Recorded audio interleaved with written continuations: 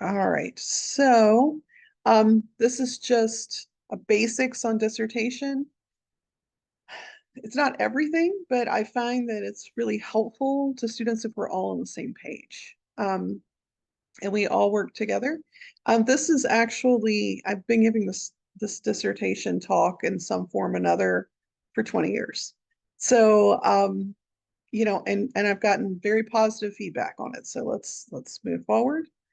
Let's see why. There we go. So the first steps are specific to our department, but after that, it's more generic. So I'll get through these pretty quickly. So these are the things that you have to do in order to get where you guys are right now. So you should have all completed some sort of benchmark that included an annotated bibliography, systematic lit review, submit a publication, and present at a conference. Like that's all straight out of the handbook. Benchmark 2 is a written exam. Some of you guys have already done your comp exam, and this is kind of discussed as research and whatever. Then next you have to organize your committee. So you should make sure that you have 3 members from the department and 1 outside of the department. And then finally, you would be expected to do these tasks before you can apply for internship if you're on that track. So prelims is kind of part of that, I believe, the written exam here. And proposal or prospectus, people use those terms interchangeably, just as they'll use the terms dissertation chair and major professor interchangeably. So, so one of the assignments that you guys have already done is an annotated bibliography. I feel like we could build from that, hopefully. Or if you did it and you hate that topic and ever want to do it again, that's fine too. But an annotated bibliography should be in an APA format, is, again, assuming that you are in a program that uses that. I really like the OWL Purdue annotated bibliography examples. So it should include the following: description of the sample, what was done in the study, what did they find, some brief discussion of the statistics, evaluation of the study, pros and cons, and some pulled quotes. So with pulled quotes, you need to make sure that when you pull them, you, in your bibliography, go ahead and put the page numbers, because it is such a colossal pain when you are on page 85 of your dissertation and you have a quote and nothing else is going to say it better. And then you're like, I don't remember who said this. And once you figure it out, especially if it's a book, I don't remember what page numbers it's on. So going ahead and doing that makes future you happy, right? And if this is the method that you use with your annotated bibliography, great. If not, you may want to do this for future studies, right? And this kind of thing is just really, really helpful. Particularly, you don't have to do an annotated bibliography for every single study, but the ones that you think, hey, this is exactly what I need, having this outlined means that you don't have to reread that article 17 times, right? And then you want to make sure the majority of your articles are from the last 15 years.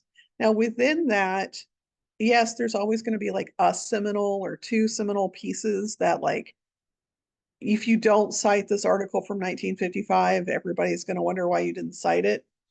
But for the most part, we're looking for within the last 15 years.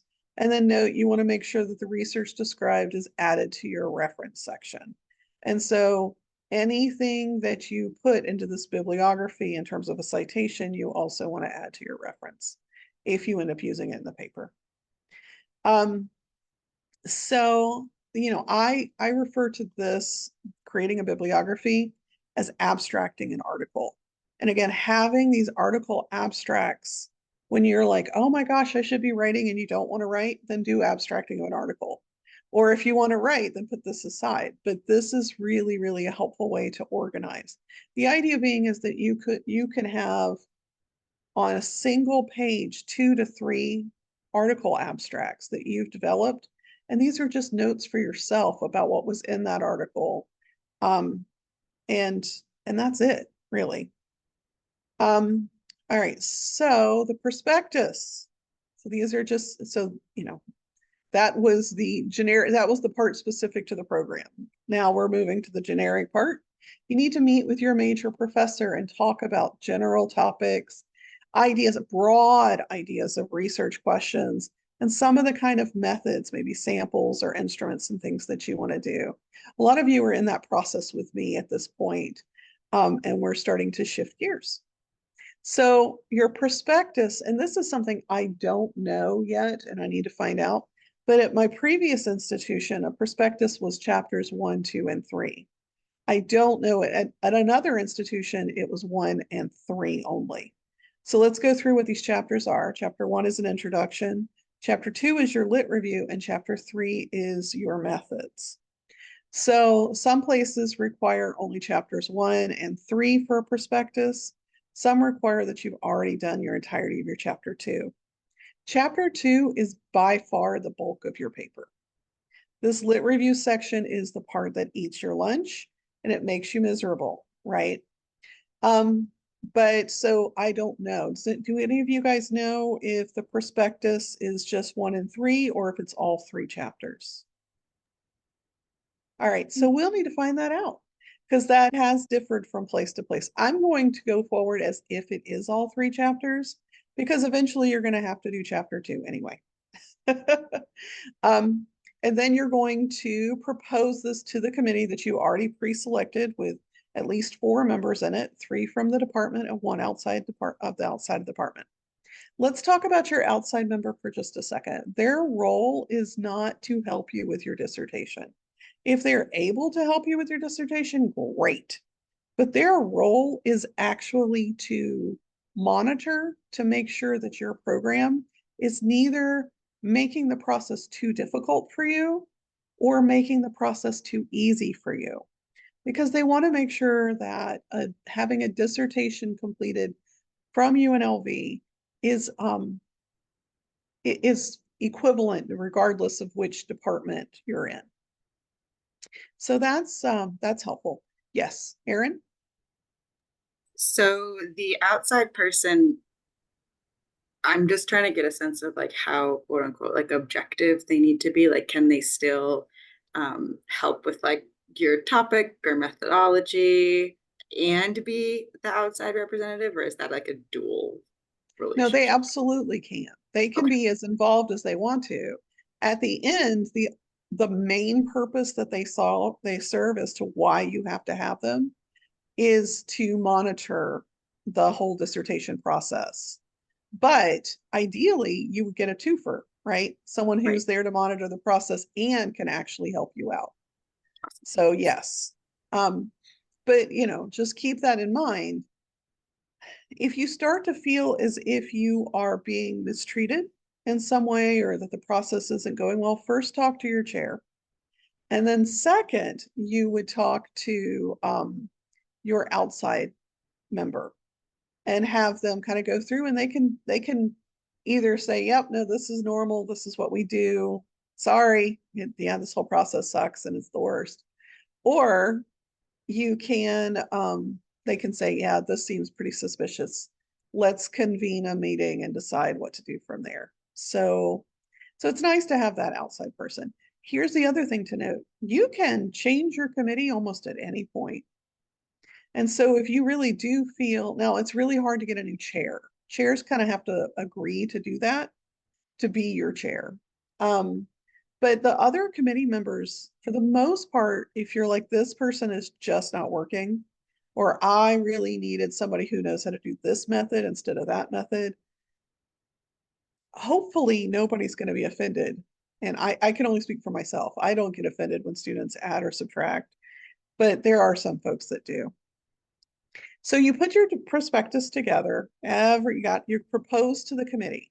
So the proposal is going to be first in writing. And really, the proposal between you and your chair should be like your chair should say, yes, I'm fine with us going forward on this proposal before you schedule your proposal meeting with your committee. If your chair's not in support, it's probably not going to pass. So You want to make sure that that part is done. But once the committee, so you're going to do the paper proposal, that'll usually go out a few weeks before you actually propose in person. The proposal in person, for the most part, is going to be asking you questions. You're going to present a little bit from chapters 1 and 2, but the questions are going to come from chapter 3. And that's going to be the nuts and bolts of like, so tell me more about your sample. How do you think you're going to get it? Is IRB going to have an issue with this, et cetera, et cetera? Those are the places that you need to consider when you're like, I'm anxious and I don't know how to, well, this is what you do, right? My recommendation is, I know that dissertation, when you defend your dissertation, those are open to the public. And so you may want to see if you can also go to a dispense to a prospectus. There's just something really helpful about not recreating the wheel, right? Because you're only going to do it once, and hopefully, and it is not like you get practice in this, right? But sometimes seeing other people doing it is helpful. So the thing to remember is that once your committee all signs off on it, so there's usually going to be like complete rejection, complete acceptance, or accept with minor revisions, or, and so, or major revisions. If they do the accept with major revisions, that means that every one of your committee members want to see this, a fixed copy of your prospectus. And then and only then will they sign off on it. The accept with minor revisions usually means that the rest of the committee is going to trust you and your chair to go through and fix any changes that came out of that defense. And then they'll sign off, but your major professor is going to wait to sign off until everything is changed, and they trust that. Usually that's what happens, is that you submit your prospectus, which is basically your chapters 1, maybe 2 and 3. And, and so there you go. And you won't have to make a lot of changes once the prospectus is signed off on by everybody to those 3 chapters. That's the good news. That's the really big positive.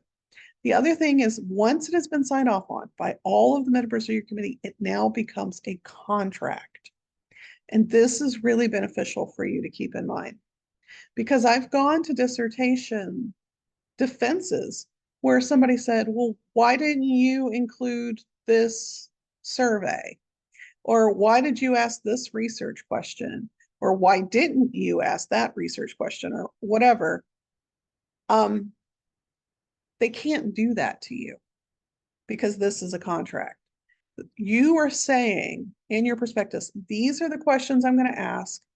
These are the methods that I'm going to use. And these are the things that I'm going to how I'm going to analyze it. They can't later go back and expect you to have done a whole bunch of other stuff.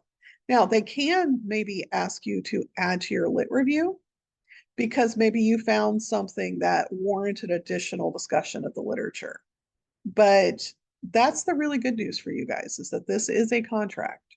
So it allows for you to eventually graduate instead of folks to continually change the goalpost, which is nice. All right, let's keep going. So our institution allows 2 different options. One is a traditional dissertation, which has the literature review, the methods, a theoretical framework, research findings, the discussion of the findings. And this is usually a single paper, right? Dissertations can be all kinds of lengths. I've seen them as short as I've seen them as short as a traditional dissertation at a place like here of 60 pages. I've seen them as long as 200 pages. I would bet that the average dissertation is right at 100 pages. So if that, that's not references or tables or whatever. But it's not about page numbers as much as it is about, do you have all of these things, right? There's also this option for a 3-article dissertation, which means that you have to have submitted, under review, or in press 3 separate articles. They all have to be on a related topic, and you still have to do a chapter 1 and a conclusion. So you still have to get chapters 1 and 5. So remember, 1 is introduction, 2 is lit review, 3 is methods, 4 is results, and 5 is conclusions. So even with the 3 article, you're still doing the 1 and 5. So regardless, the information I'm about to share is useful for either doing a dissertation or just writing an article. Either way, it's helpful. So the first part is deciding research questions. That's probably one of the toughest things that you have to do. And I've been doing this with many of you already, but I still want to go over this again. So the first thing I'm going to talk about before we talk about the research questions themselves are what are forms of analysis, because the forms of analysis need to be embedded in your research question. And so I want to make sure we go through that. This is the most brief statistical primer you'll ever see in your whole life, because it really is just, there's 2 slides. There's this one and the next one. And so when we talk about statistical significance, it just means were the findings unusual? So were they not due to chance, right? So there was a 90.05 just means that there's only a 5% chance that your findings weren't just chance. And then there was a 95% chance that the findings were actually based off of the thing that you were evaluating, right? And then practically significant is usually considered an effect size. An effect size, so just because something is statistically significant doesn't mean it actually matters. Effect size measures practical significance. So if you're going to go the quantitative route, you're probably going to need to make sure that you report both statistical and practical significance values. But this is the big one in terms of asking your research question. There are 2 main types of stats, and that's it. We talk about multivariate, we talk about univariate, we talk about all these things, but really they should be divided into 2 categories. One is statistical analyses that look at differences between things. So the difference between pre and post-test scores, the difference between boys and girls, the difference between whatever. And it could be the difference between 2 things, it can be the difference between 10 things, right?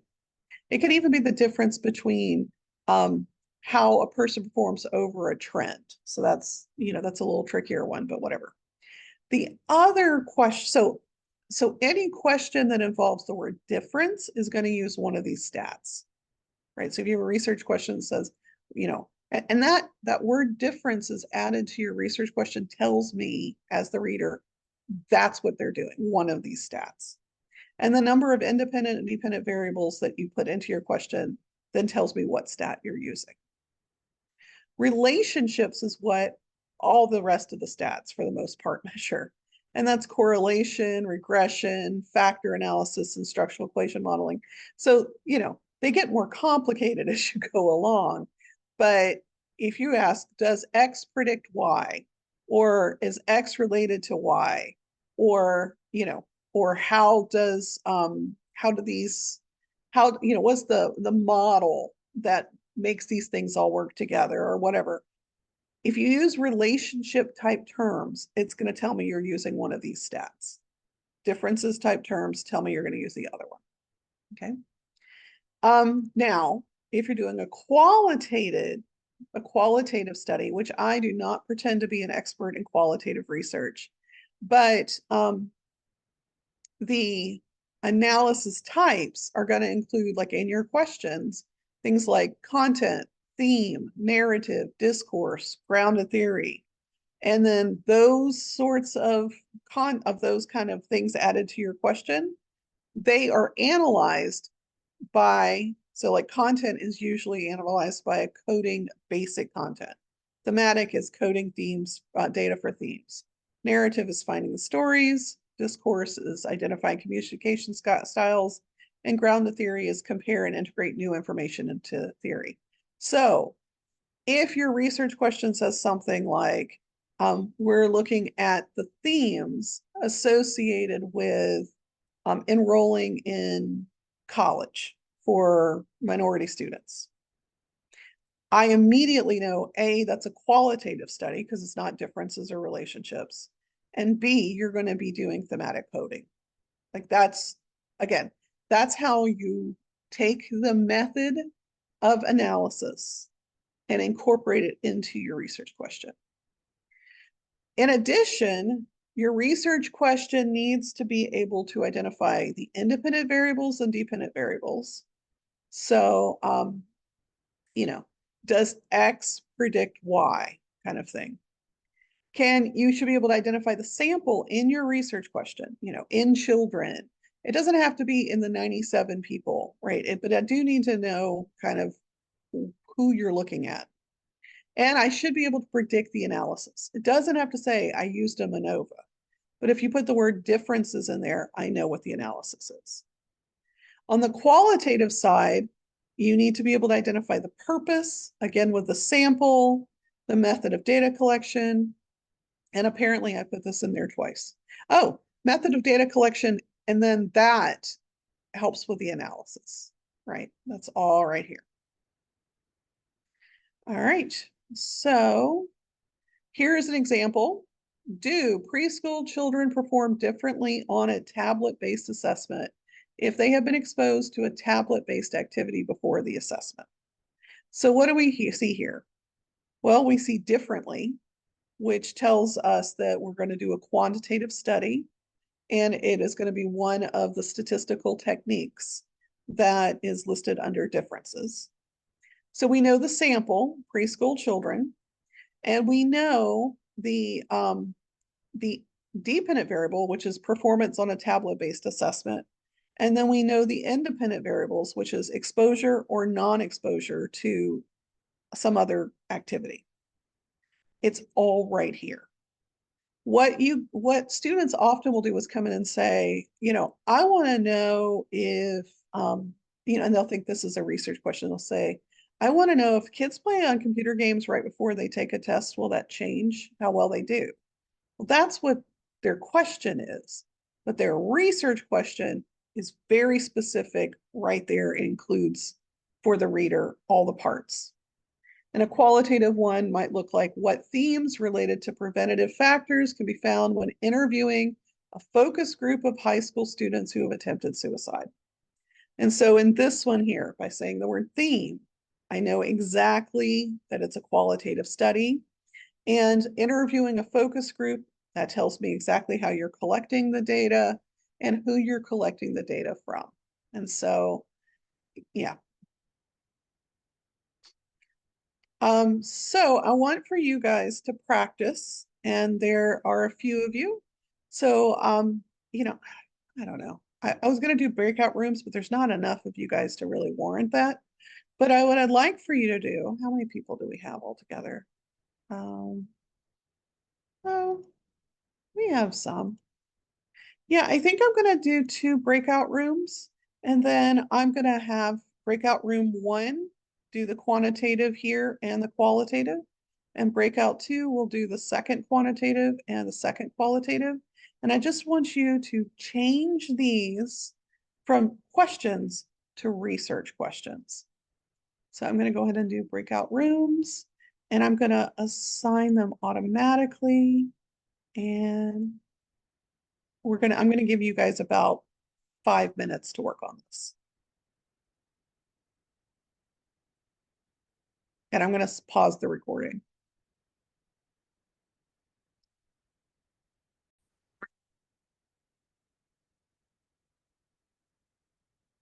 Sorry, Carissa, I hit the leave room button before you finished saying the last sentence. I'm sorry. It's all good.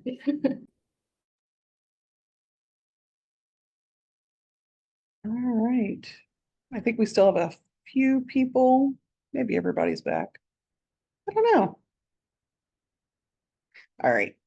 So I'm just going to ask group 1, how did you guys convert what happens to kids on tests when they take ADHD medication? We wrote, how does ADHD medication impact differences in test performances? Right, so you have differences that tells me that it's a quantitative study. And then you have test performance that tells me the dependent variable. And whether or not they are or are not taking ADHD medication is the independent variable. And so from that, and kids, which is the sample. So we have a good idea. Now, eventually you would even narrow that down to maybe a specific type of test. So like a specific reading test or a math test or something like that. You might narrow kids down to, you know, 7th and 8th graders or whatever. But from the limited information you have here, that's exactly right. All right, so group 2, how would you guys do the second question? What do we know about punishment methods of Black moms? So for that one, we have pulling out the picture. For that one, we said, what are some differences in punishment methods of Black mothers depending on their age? Okay, so this was a dissertation that I chaired, and ended up being kind of exciting. And so, yes, it was a differences question. It was definitely, we looked at a quantitative study. We looked at Black moms. What they ended up doing was comparing Black moms to white moms. So that gave our independent variable, and then our dependent variable was parenting styles. So we ended up converting that to, you know, what kind of parenting styles do we see that Black mothers versus white mothers do? And then we also looked at outcomes from that, because we know the outcome research in general on parents and parenting styles, that certain parenting styles have worse outcomes for the person when they grow up. But we wanted to see if that maintained amongst Black families. And anyway, so yes, that's good, perfect. All right, so with qualitative research, group 1, how did you change, what's it like to be unhoused? It's still very broad, but we came up with, how does a lack of stable housing impact people's mental health? Okay, yes. So the only thing I might there's a couple things there I might want to change. One is change people to specifics. So like maybe moms or kids or men or veterans or whatever, just to give yourself, of course, you didn't have that in here. It's not like you had this in the prompt, but just to give yourself more specificity about your sample. And then you want to make sure with qualitative research that you are using those kind of terms from the previous slides, which apparently I can't get to. Here we go. So you would want to look at, what are the narratives of individuals who, of veterans who were unhoused, that kind of thing. But yes, the qualitative ones are harder, right? And in terms of making the question into a research question. Then the next group, how do fathers feel about taking care of their kids? So how did you convert that?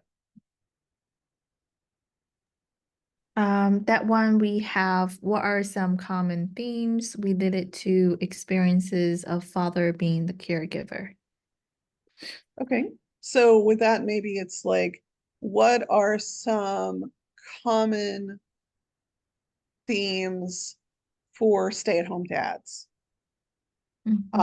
In terms of, but you want to be more specific, you need to, so about this is the feelings about taking care of their kids. So maybe we're talking about emotions or mental health or something like that. And so, yes, these, again, the qualitative ones are always so much harder to get at that specific level of research question design. All right, so we're going to move forward from the designing your research question to the sections of your dissertation. So like we said, there's chapter 1, which is an introduction. The big things with chapter 1 are that you want to make sure that you are addressing where the gap is. Like, why does your study matter? Why would anyone care? So this is where we're looking at practical significance, or just, why is this important? You're going to start with an introduction of your theory, and then you're going to want a clear link to your research questions. And a lot of times I like to see at the end of the introduction a list of your research questions so that you get a feeling for what the lit review and method sections are going to look like. And so this is not just a mini version of your lit review. Instead, this is really just sort of, it's not even like an advanced abstract. It really is getting at why your study is important to begin with, and where there are gaps, and and just a basic introduction to the topic. I do want to talk for a second about theory. When I was where y'all are, I was very confused by the idea of theory, which sounds ridiculous. But I'm like, well, my theory is that dads are pissed about having to take care of their kids. That's my theory. No, that's your research question, right? Your theory here might be that, the males have been raised in an environment of toxic masculinity, and therefore they feel this way. With the question about using a game to play, have the kids play a game before they do a test on a tablet. So that's the question, not the theory. Are the kids going to do better, the ones who get a chance to play on the tablets before they take the test or not? That's your question, not your theory. Your theory is something like, does priming change, does priming change evaluation outcomes? Like, what are the effects of priming and educational outcomes? So when I say start talking about your theory, I'm not saying start building your question or arguments. I'm saying really look into what we know about underlying aspects related to your topic. And that's one of the hardest parts, is really making sure that you get and identify the theory that you need, right? So that's chapter 1. Chapter 2, there's a reason I chose this with the skeleton with the mortar board, and that's because it's the one that takes forever. This is the hardest one, because chapter 1 is kind of fun. You're like, yeah, I already know this stuff. I'm going to put it together. Chapter 3 is easy because you're just putting together a guidebook on what you're going to be doing. Chapter 5 is also a nightmare. And that's in its own way. But this one here is so hard. And this is where we're going to spend the bulk of the rest of today's discussion. But and I'll get your question in just a second, Erin. You're going to, this should be a transition that you add between the introduction and starting this. So you should usually have at least a paragraph. This transition sentence, but that's true. But you should have a paragraph transitioning into something like, although this topic, is excellent, it really consists of these 5 subtopics. So you're introducing the fact that you're now breaking down your literature review into 5 main areas. It could be 10 areas, it could be 3 areas, whatever it is. And between each of those topic areas, subtopic areas, you need to have a transition statement that's, that ends and connects the 2 sections to one another. In addition, instead of just writing words and then, you might rewrite a statement and then you cite because the citation says, yes, that person also agreed with me. A literature review is bigger than that. A literature review is going to include an actual, you may have a whole paragraph that says, in a study by Jones and Smith, 2010, they examined X and found Y. Here are some issues with that study. Like, you're going to go a little bit more in detail about a study instead of just using literature out there to support things you were going to write anyway. So that you're getting a chance, and you connect these things by making sure that you are interpreting why you chose those studies and put them together. And then there should be a concluding paragraph that, again, at the beginning, you integrate all this stuff, and then you do it again, you link it to the theory, you put your questions again, and then you move on to the methods section. This we will spend more time on. Yes, Erin?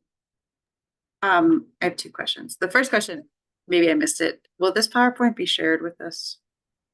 I can put it up on my website, and then you guys can use it whenever you want to. Awesome. Just for how many notes I have to take right now.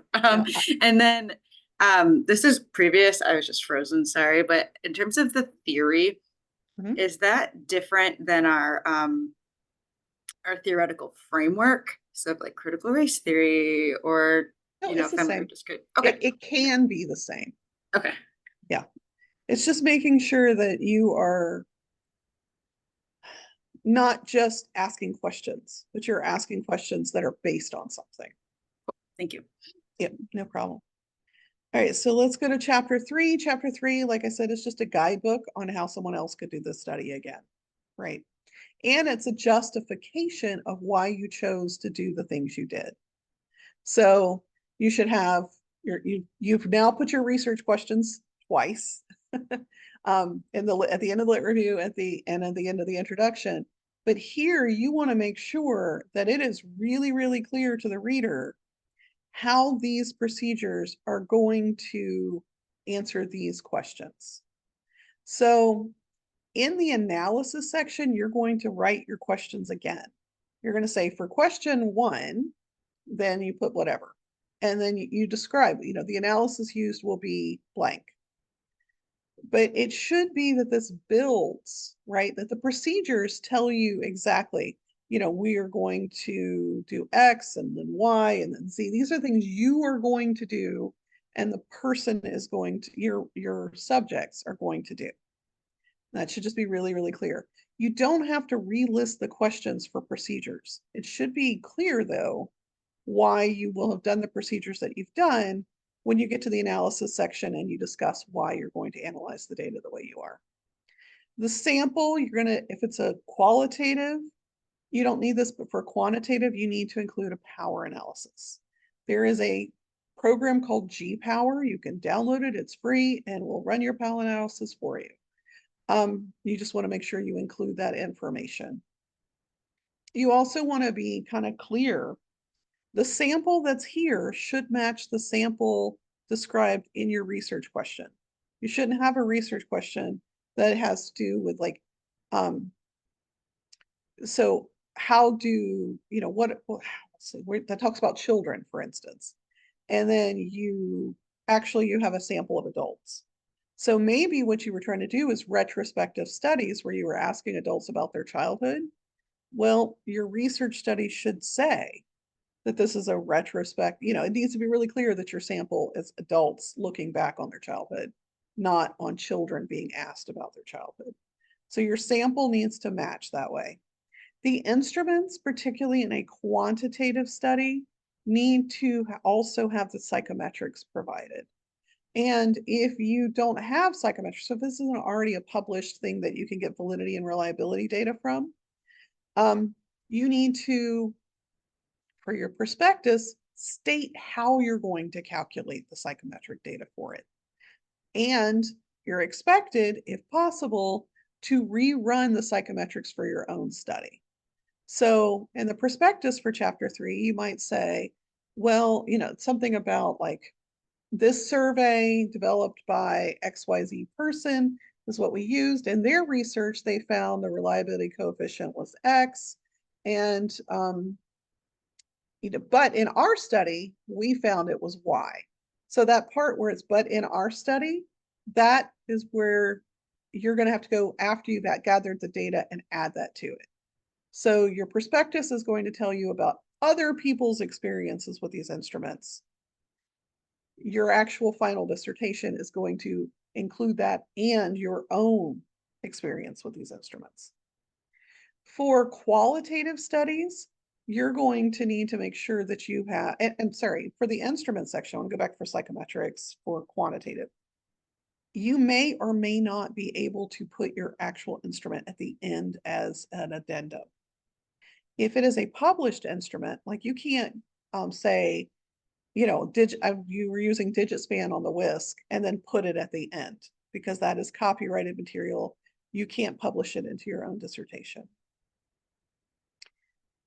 But sometimes you know, and sometimes you can't. Like if you've made the instrument, you absolutely can put it in there. Just one more and aside.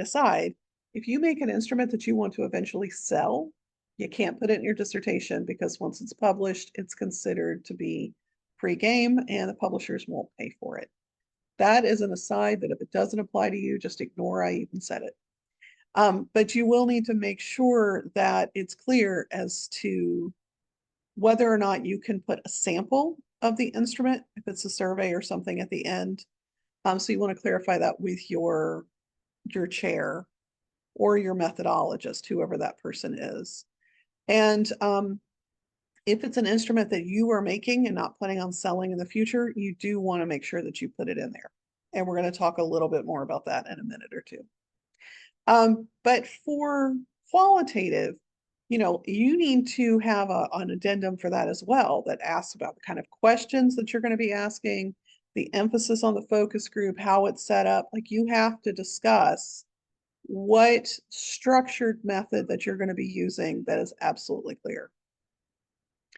And then under analyses, this is when you state exactly what you're going to be doing. The analysis section is going to be a lot shorter for quantitative because you're just going to say, we're going to do a MANOVA, you know, blah, blah, blah. But for qualitative, you really have to get into the methods that you're going to use to analyze that data. Chapter 4. In this, the goal for this one really is to talk about what did you find?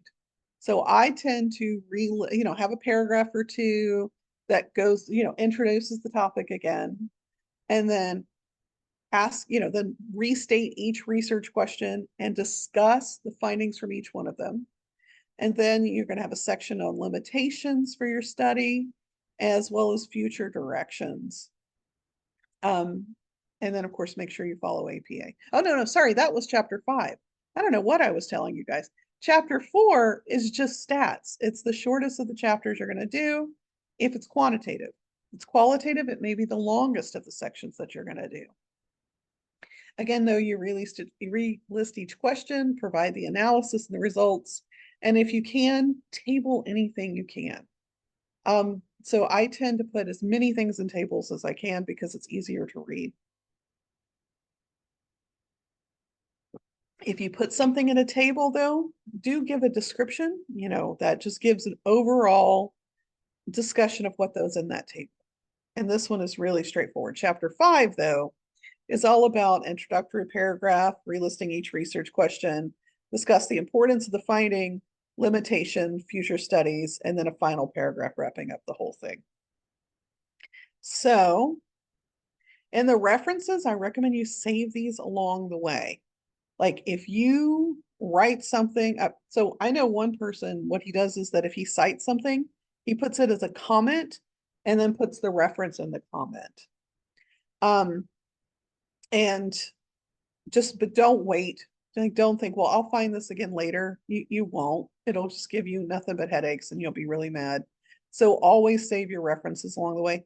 Ideally, you would save your references as abstracts. So abstract your references, and then you can go back and pull that really fast if you need to reevaluate something. At the very, very end, you're going to need to do something where it's checking your references, and it's both directions. And this wasn't something I knew when I was doing this.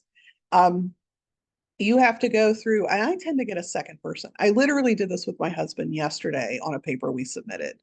And that is, I will print off, actual physical print off my reference section.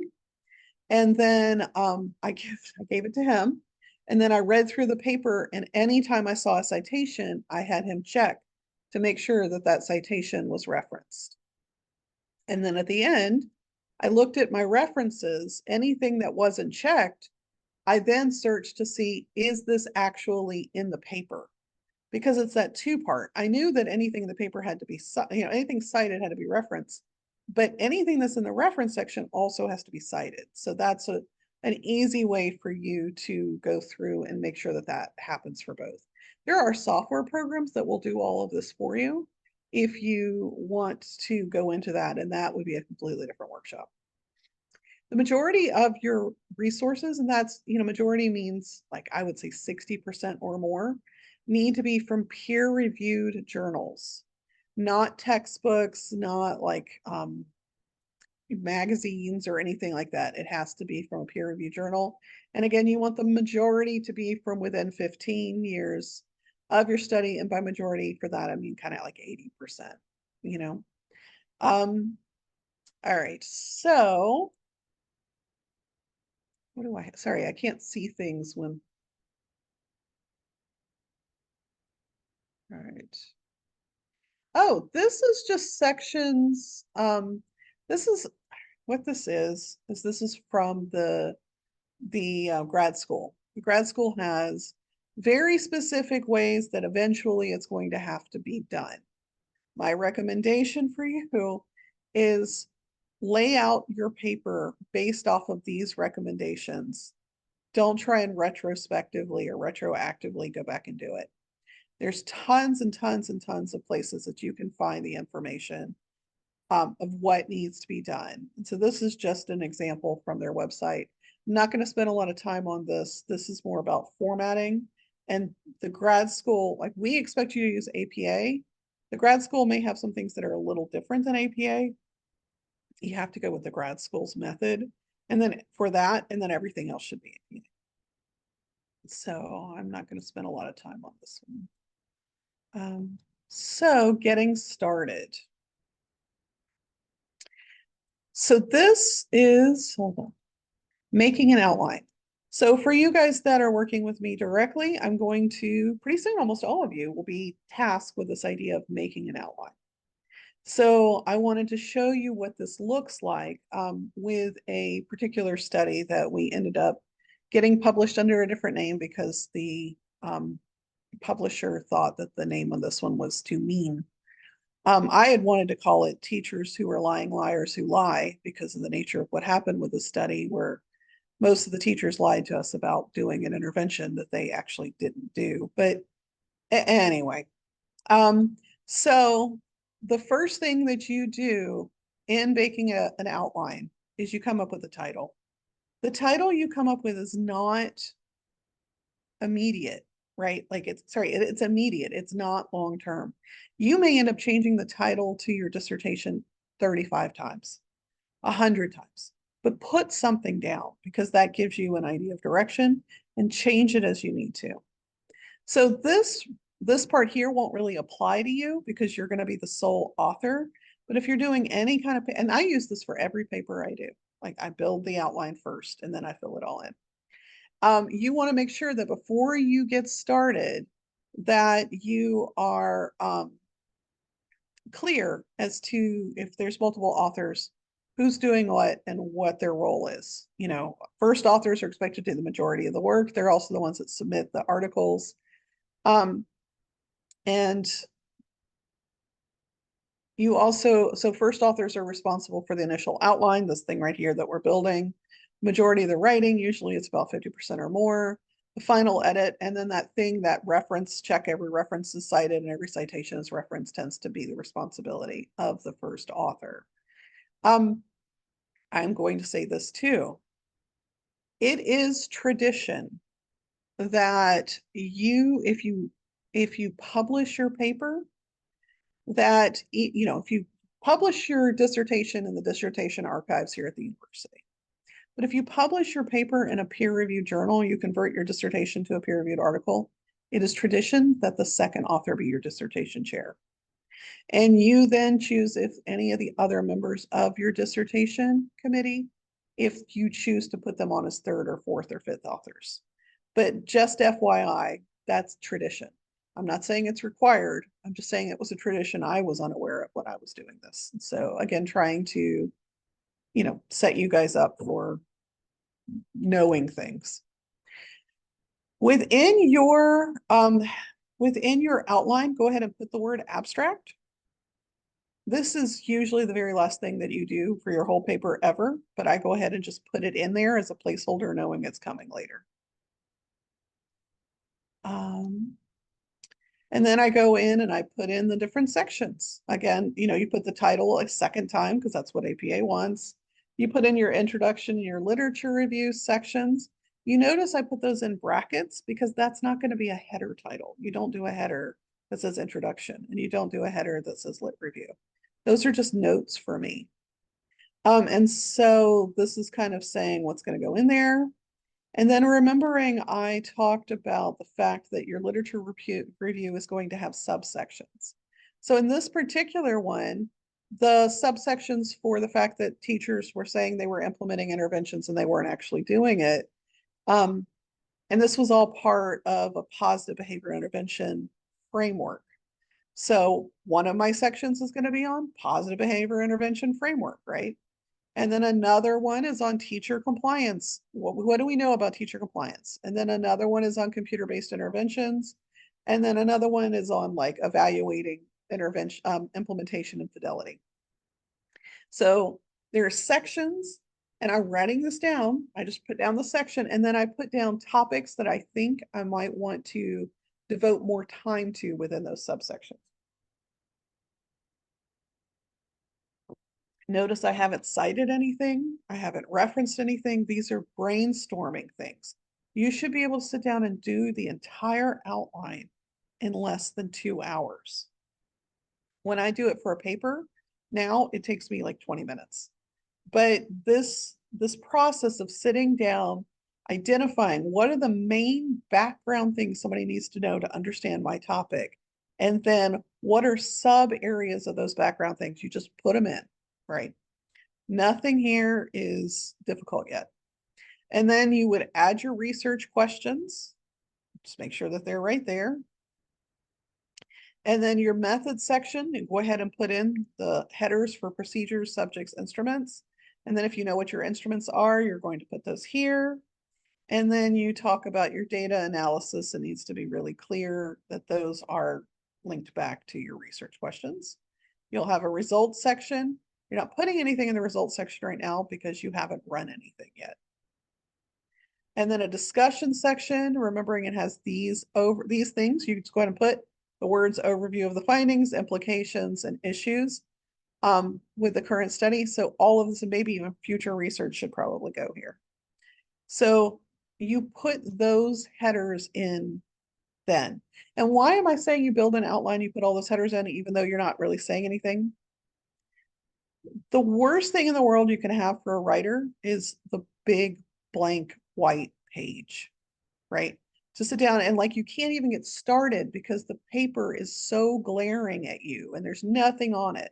There's this expression that says, how do you eat an elephant? Right? Do you guys know the answer to this? How do you eat an elephant? One bite at a time. And that's what you're doing is you're taking the elephant that is your dissertation and subdividing it into little bite-sized chunks. So for instance, when I go to do the lit review on this, I can spend, instead of saying I have to work on my lit review, I'm going to say I'm going to work on historical analysis of teacher compliance. And that's it. That's what you do. You set yourself down in your schedule that on Tuesday from 2 to 5, I am working on historical analysis of teacher compliance instead of I'm working on my dissertation. And that's how you get through it. And so without building this outline where you can identify the bite-sized pieces, the elephant is just too big. It's too big to eat. And then in the so we got the discussion, and then you want to make sure that you keep your reference section. Here you go.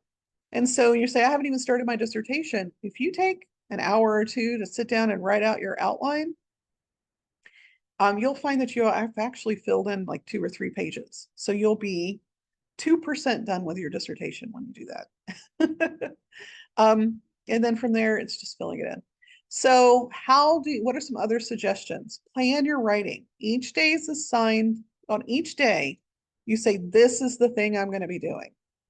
You schedule specific time. Don't say, I'm going to work on my dissertation next week. Put it in your own calendar. Your personal calendar should say, I've blocked off Tuesday from 2 to 4 to work on my dissertation. And in that 2 to 4, don't do anything else. Don't let yourself do anything else. Treat it like a job, right? Your long-term goals. So you can schedule your time for your little short-term nuggets. You can say, oh, I'm going to work on this subsection of this subsection of this subsection. But your long-term, you have long-term goals too that say, I'm going to finish this subsection by next Friday. I'm going to finish my introduction section by July 5th, whatever it is. So you have your tiny goals and your big goals, and that's how you get there. Accountability. When I wrote my dissertation, I was given a fellowship just to write my dissertation. So I didn't have to go into work. I was finished with my classes, and it was the stupidest thing I ever did because I wasn't accountable to anybody. I wasn't seeing anybody. I wasn't communicating with anybody about dissertation stuff.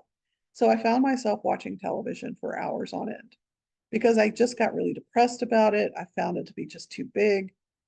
Instead, what you really should be doing, so that's the don't how to do it, is form teams. We have a whole group of people here who all are saying that they have obligations that have to be met. Find a place that you can meet and sit and write. Even if you are not talking to each other, instead of just saying, I'm going to write this on Tuesday at 2 o'clock, say, I'm going to sit with my team Tuesday at 2 o'clock. And that team will keep you from getting up or going to watch television or, going. And so professional writers will often say that their house is never cleaner than when they have a deadline, right? Because you find you're just like, oh, there's all these other things I now didn't want to do, but I want to do more than writing. Well, if you're working with a team and you're sitting in a spot all together, then there you go. And we have places on campus that you can reserve for places for y'all to meet and form as teams. The other, if you don't want to actually physically do that, you could have Zoom meetings where you just Zoom with 2 or 3 people and you could be writing and not saying anything. Zoom will let you sit for 40 minutes without saying anything before it locks you out. So that gives you another way of accountability. So that's kind of parallel work where you're working together, but you're not working together. The other option would be to just set a weekly report. Like you say, we're going to check in. I'm going to send you an email every Friday, and not just, you can do it with your major professor, that's fine. But not just with your major professor, do it with each other. And say, I have said that by Friday, I'm going to have finished this topic. And then you would send an email to that person and say, yeah, I finished it, or no, I didn't. Or maybe you have a meeting you schedule. Whatever it is, even though this is a lonely, alone sort of task, it doesn't mean it has to be completely isolated, right? Instead, you can work with one another. Editing, get your APA style book. Mine is it's just shambles. If you see it, it's just whatever. Strunk and White, if you often get a lot of feedback that you have grammatical issues, Strunk and White is $4. It's a great little book. You can get it online. And it really does explain grammar in a way that no one else does it. But one of my favorite things, it's like a little editing tip, is to copy and paste what you've written and have it read aloud by the technology. Like I think Word will do it for you, but if not, there's a million online apps that you can just copy and paste and it will read it out loud to you. And you will often overlook grammar errors that you're just looking at, especially if you've looked at it for 200 times. But sometimes hearing it read aloud will cue you, oh, okay, yeah, that was a problem, and you go in and fix it. Once you have finished writing, I don't know why it says 24 jurors, but it was supposed to be hours. You would request feedback, give at least 24 hours. Maybe if you really are struggling, hire a proofreader. And when I say give feedback to each other, like have each other read through each other's work. And then, of course, also, if you're going to give it to your major professor, more than 24 hours is going to be required. But this is just a way, again, with that parallel working. And here are some of those websites that I was talking to you about. One of the best ways to figure out how to structure a dissertation is to look at the ones that have already been finished. So you may want to go in, and these are free for you to read. So go and do it. UNLV does offer a graduate college writing boot camp. It's like 2 weeks in the summer, I think. And this, again, the idea is to really get you writing and involved. So there you go. That's that link. And then university guidelines for particularly for your thesis and the style stuff that I talked about earlier, you want to make sure that you go there. Neil Gaiman, I like this quote. This is how you do it. You sit down at the keyboard and you put one word after another until it's done. It's just that easy and it's just that hard, right? That is the structure of how you get this finished. All right. So before we move on to the next thing, and the next part of this is really only for anybody who thinks that they're going to develop some sort of instrument or rating scale or something for their dissertation. Do you have any other questions for me before I move on to that? Because if you don't think you're going to develop your own scale, then, you don't have to stay. You didn't have to stay anyway. This was all voluntary, but A, I hope you found it helpful. And B, this is the opportunity to ask questions if you plan to miss this next part. I have 2 questions. Mhm. Sorry, my camera's not working, but I like Neil Gaiman, right. so I had a facial reaction. I wrote in the chat. So, what's the most current APA book? I feel like I have like 3 7. versions. Yeah, It's 7. Okay, 7. it's 7. We're still on 7. Nothing's Mhm. changed. Okay. And then I think I have it, but can you just put your website in the chat? My personal website is kathleencrock.com. Great, easy. Yeah. Thank you.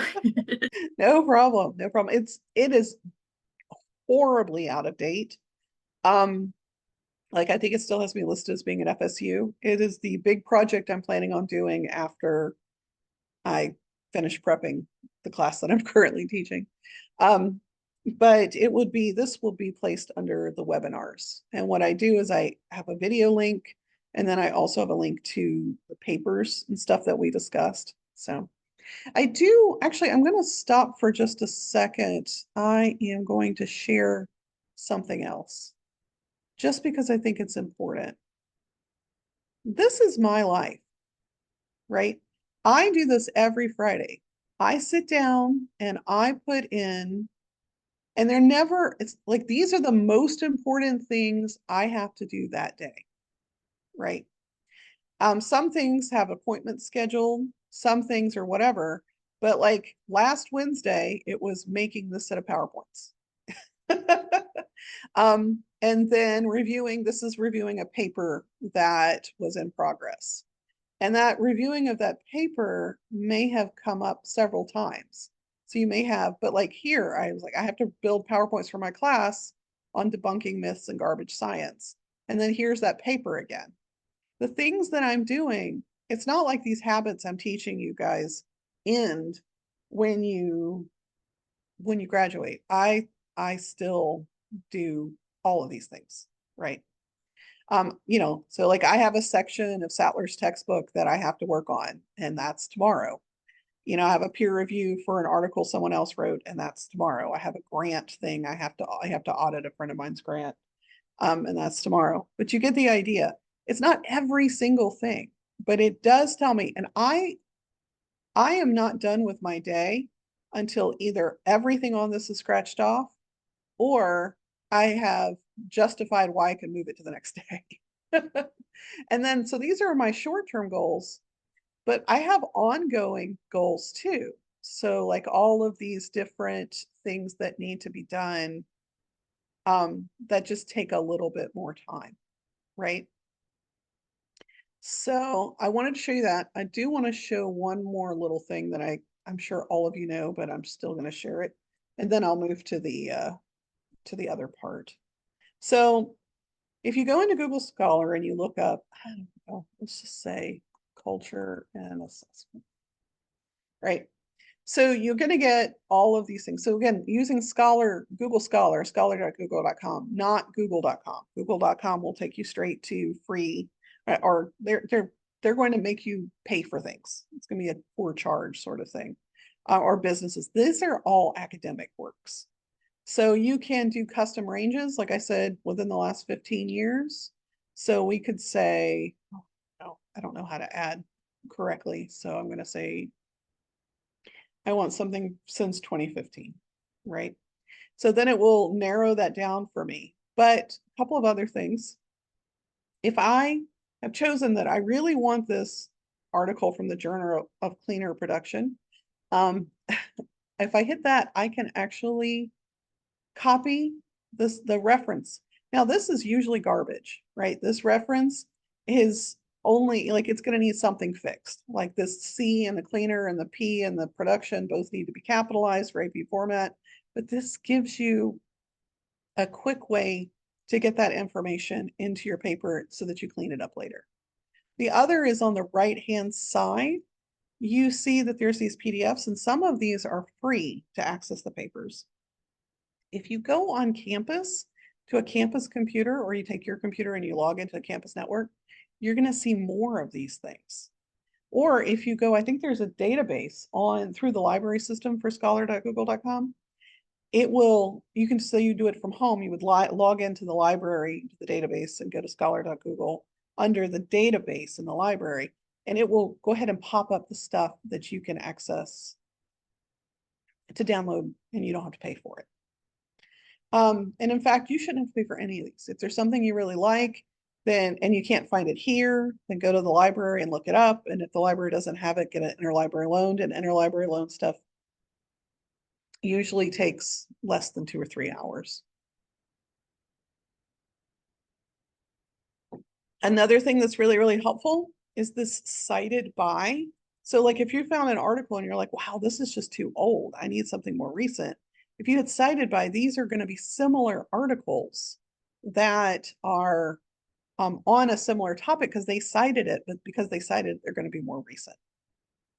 Anyway, that's all stuff you probably already knew, but I always like to share it just in case there's just even just a single person who didn't know it. All right. Oh, I see something in the chat. Oh, there we go. I just read, and that was an old question. So, all right. So I assume if you're still here, you want to know about how to develop a scale. So let's keep going.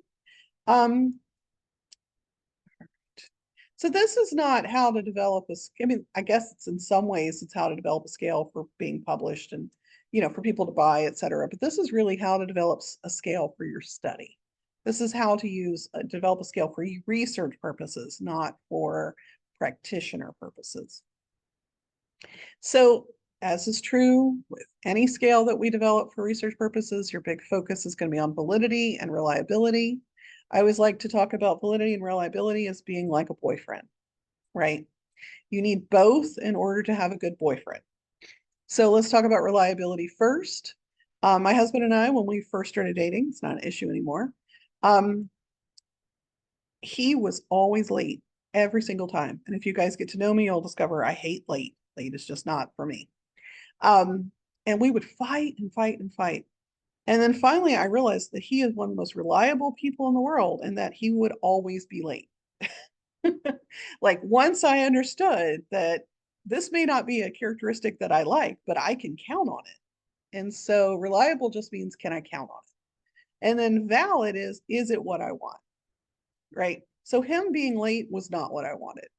So his action of being late kind of invalidated him as the perfect boyfriend.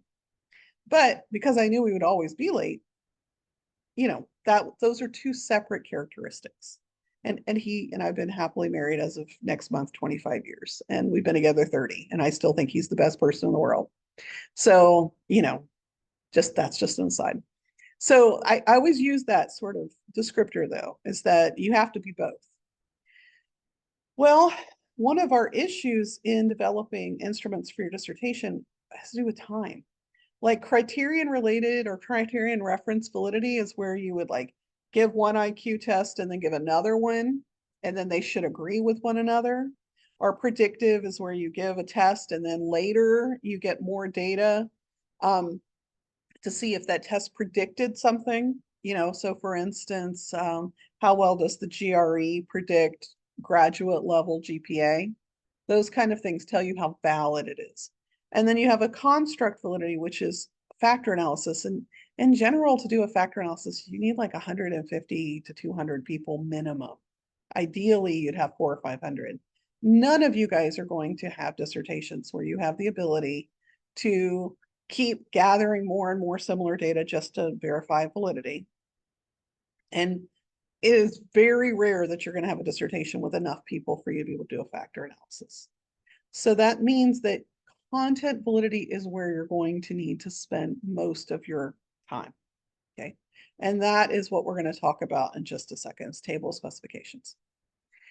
Reliability has inner rater, which you may end up doing depending on how odd your particular data is. So alternate forms would mean you need two exact versions that have the same content but not the same items. Or test retest, you have to give it and then you give it again. Again, this is too big for a dissertation, right?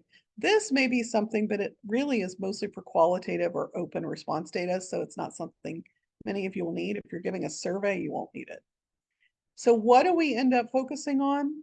When you're focusing on the psychometrics of your instrument, you're focusing on content validity and internal consistency reliability. Neither of internal consistency reliability is really easy to calculate in SPSS. Content validity is not.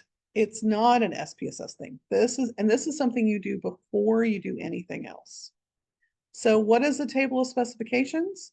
Looks just like this. You're going to do your table of specifications. So first you put in, this is the construct I want to measure. So for instance, if you're wanting to measure, I don't know, racism. Let's say you're wanting to measure racism.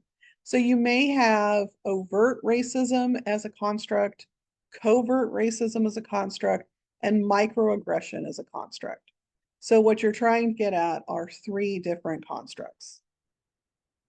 And then you would put in the individual items that you would assume would measure that. So your individual items might be something like, have you ever said aloud a racial slur, right? And so you set that up. So in this one, this is an example that shows math, right? And so in this, we were wanting to look at math, and we identified early math too. So we identified 3 constructs. Then you put in a citation that states, yes, this construct is related to my topic, and yes, these items are related to that construct. So the citation links these 2 things together. And you'll notice here, the references are here for each of these are made up, by the way. I completely made up these references. I have no idea, but you would not do that. You would be better and you would find actual references related to your construct. You build your items, and then you need what's called an expert review. So the table of specifications here as built with your construct, the person that you cited, and your items are then going to be looked at by 2 or 3 experts. It could be your dissertation chair might be one of them. Maybe it's someone else. Like you would work with your chair to identify who the experts are. And then they would look through and say, yes, I feel like this item does accurately represent the construct, or they would say it doesn't. And that is it. That is you justifying that the instrument you made is based on research and has been, at least with content validity is also called face validity, that on its face, these experts feel like these questions measure this construct, and this construct was developed based off of this research, and these were the items that came out of it. So you would put this, any and all surveys that you built that you didn't want to publish, you would put the survey at the end of your dissertation, but you're also going to need to put your table of specifications for us to have, to have it validated. All right, so that was the talk. So I'm gonna stop sharing. And now is a chance for y'all to ask any questions you might have. You know, you guys stayed here, which means that there was something helpful that you were getting out of it. I'm glad. So, and it's not like you can't find me. I'm not hard to find. And you can always ask me questions later if you want to.